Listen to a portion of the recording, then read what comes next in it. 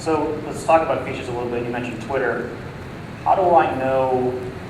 So for instance, Twitter, when you started out, you can say what you're doing, right? This is what I'm up to. But people wanted more conversational nature, so they would use this at convention. Say at this username, hey, I want to talk to this guy. This is what my reply to you. And Twitter picked that up and made it a feature. Now you can tell when people are doing that to you, when people are replying to you, the at convention.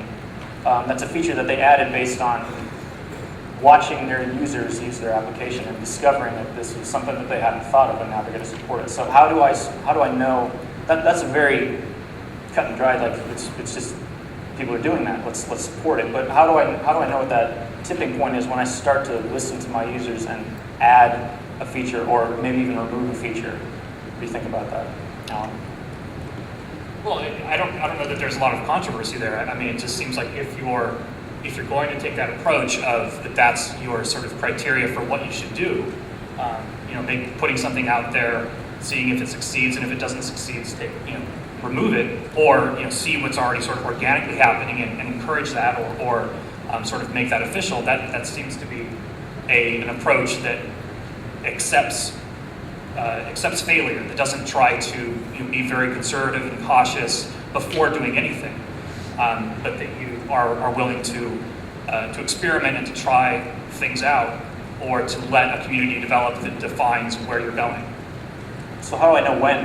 How do I know, like, there's a loud minority or something? Like how can I know enough to make the decision to put the time and the money and the opportunity cost towards developing a feature? Scott, what do you?